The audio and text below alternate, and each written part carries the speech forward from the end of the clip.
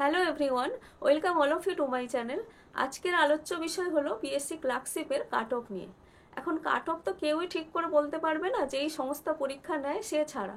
তবু আমরা যারা পরীক্ষা দিই, পরীক্ষা দেওয়ার পরে সার্চ করতে থাকি যে কাট অফ কত যেতে পারে, কত পেলে মেন্সের প্রিপারেশান নেওয়া শুরু করব, সেই জন্যেই। তো অনেকগুলো বিষয় পর্যালোচনা করে আমি একটা সিদ্ধান্তে উপনীত হয়েছি কাট অফের ব্যাপারে, সেটা তোমাদের সাথে জাস্ট শেয়ার করছি।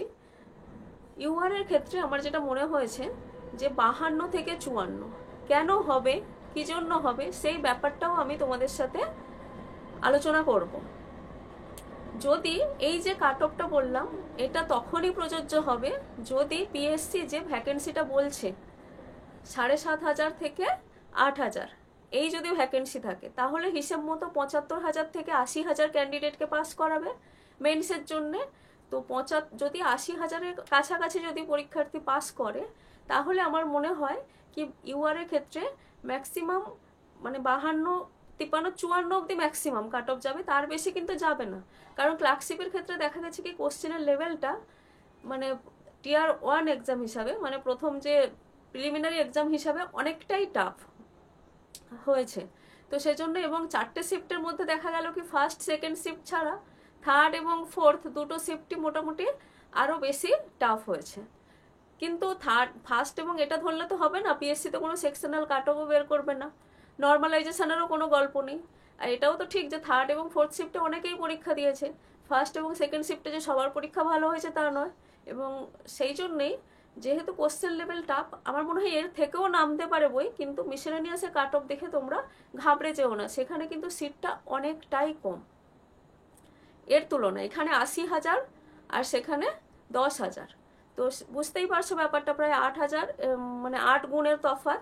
এবং তার সাথে ক্লার্কশিপের যে কোশ্চেনটা, সেটার লেভেলটা মিসেলেনিয়াসের থেকেও অনেকটা টাফ হয়েছিল। তো মিসেলেনিয়াসের কোশ্চেন পেপারটা অনেকটা সোজা ছিল, তো ওটা দেখে ঘাবড়ে যাওয়ার কিছু নেই।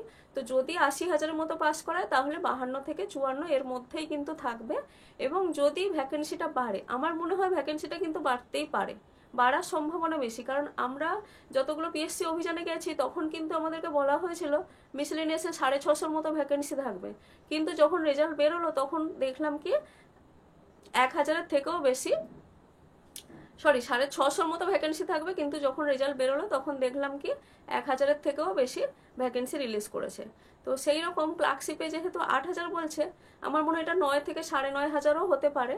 সেক্ষেত্রে যদি ভ্যাকেন্সি বাড়ে, তখন কিন্তু এই 52 থেকে জিনিসটা আরও কমতে পারে।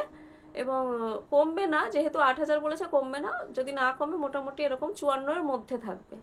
এসসির ক্ষেত্রে আমার যেটা মনে হয়, সেটা এসসির ক্ষেত্রে আমার মনে হয় 46-47 এরকমের মতো থাকতে পারে।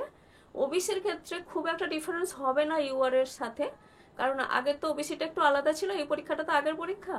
তো আমার মনে হয় ওবিসিও ওরকম 51 থেকে 53-র মধ্যে থাকবে। এবং সর্বোপরি এসটিটা আমার মনে হয় কি 40 থেকে 42-এর মধ্যে থাকবে।